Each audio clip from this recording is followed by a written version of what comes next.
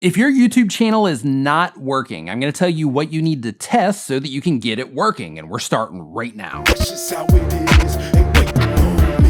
What is going on? My name is Nick. Welcome to another video. If this is your first time here and you want to learn how to grow your channel, make videos, and all types of other YouTube related stuff, start now by subscribing and clicking the bell so you don't miss anything. That was so much less awkward, wasn't it? Okay, so I've worked with a lot of YouTube channels doing channel reviews, doing consulting and things like that. And what I've noticed is that for some channels, some things work, and for other channels, other things work, and for some things, they're kind of blanket rules. And with the blanket rules, they can improve any channel that is lacking in some of these blanket rules. Doesn't matter what type of content it is. And then some of the other stuff, well, it's custom. And because of that, I'm going to tell you some things that you can test to really make sure that you're doing all of the right things. Data doesn't lie. A lot of us will think that our content is great, or a lot of us will think that, hey, you know, I'm doing it this particular way because this particular creator does it this way and it's working for them.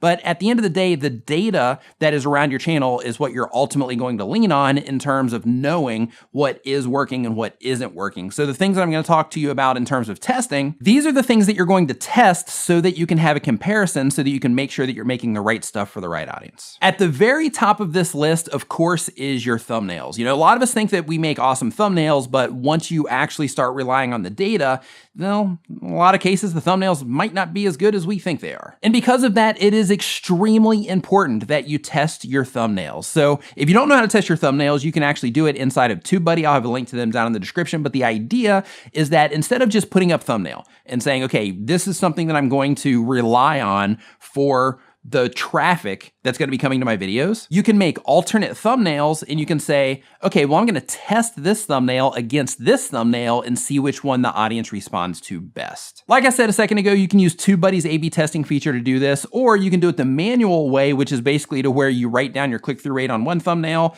and then you change that thumbnail and then you wait a certain amount of time and then you write down the click-through rate on that thumbnail and you see which one ends up performing better. And then of course, in order to make that test valid, you need to switch it back to the original, and then you need to make sure that with that current placement in terms of suggested and search and all that stuff, that you're pulling traffic from the same places and that those people are responding to it in the same way and so on. And it's going to take a while. So that's why I recommend doing it with TubeBuddy, just because it's easier and faster.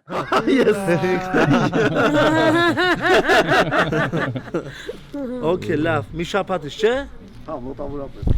So I'm going to put that as a cut in one of my videos. The second thing that you can test is your presentation style. So a lot of us will think, hey, if we just get in front of the camera and we make videos, then that's my presentation. That's me doing my thing. But in reality, how you present on camera may or may not be for the specific audience that you are trying to target. Here's what I mean. If you're making content for older people and you're speaking like that guy from Micro Machines, you older people know what I'm talking about. If you're making content for older people and you're speaking really fast, well, in a lot of cases, that can turn off a lot of older people. So testing your presentation style, testing the speed at which you communicate, you know, maybe slowing things down a little bit, or maybe even speeding things up a bit if you're trying to reach a younger audience, testing how it is that you're presenting your content can be really beneficial. And here's how you check to see what's working. All you do is you go into your audience retention reports and you compare the videos that you make with your normal style, compare those with the videos that you make with the new style, and experiment with a few different styles and see which particular style seems to get you the most audience retention. That means whichever the winner is going to tell you, hey, this particular style is what is working best for the particular audience that I'm reaching. Other things you can test with your presentation is you can test the tone, you can test the actual language that you're using. And what I mean by that is when you are communicating in your videos, are you communicating from a place that's way up here that, you know, you're like way over everybody's head? Or have you kind of toned everything down quite a bit to where the language that you're communicating with is easy for the masses to understand? All of these things matter. Another thing that you can test is how you're actually editing your video content in the first place. What music are you using? Is it a good fit for the people that are watching your videos? Experiment with different types of music. Experiment with the way that you're cutting your videos. Are you bouncing all over the place kind of like I do? Or are you just doing push zooms just to make it a little bit more toleratable?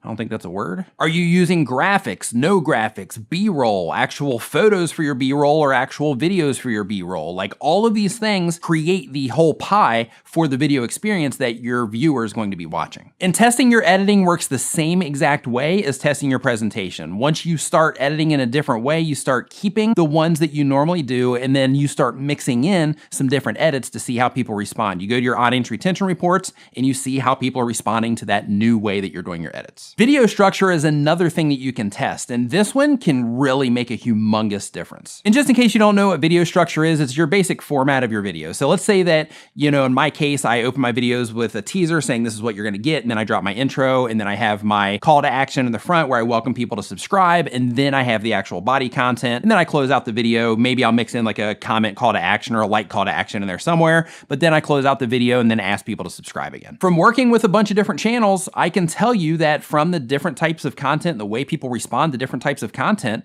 that particular structure isn't always a home run. Sometimes it takes getting right into the video. Video opens up, bam, coming in. This is the content that we're sharing. This is what it is that we're delivering. Some niches are okay and it doesn't affect the viewership at all when the video opens up and there's an intro at the beginning and then the content starts. Some niches are okay with that. However, most are not. So it's important that in your case that you're testing this stuff and that you're doing different variations just to see what your audience responds to the most. Same thing applies to asking for the subscribe at the beginning of the video. This is like a hot topic. I get asked about this all the time. Same thing applies to that because, you know, it all depends on how you're structuring that call to action in the front. For some content, it's not as welcome as it is in other content. In some content, people just don't respond to it. And in other types of content, it converts like crazy. So testing that stuff and using your audience retention reports to define what it is that works specifically for what it is that you're making and the people that are watching your videos is crucial. Another thing that you can test is your personality. Some people hold back a lot. Some people give it all they got. They just take the mask off and they just are them. Test it. See what works best for you. Like in my case, I've noticed that doing it this way to where I just go off of bullet points and use the information in my head,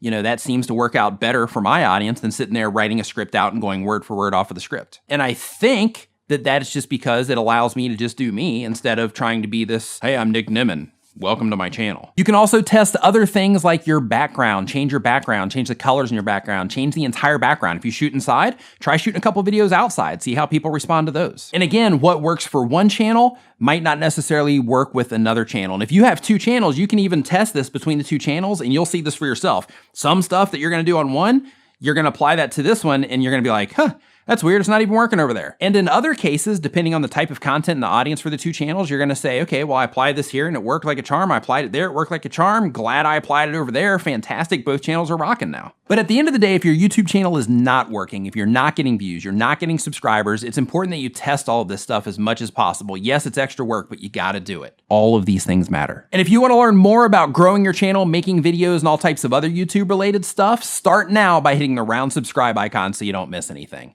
Thank you so much for watching. I'll see you next time.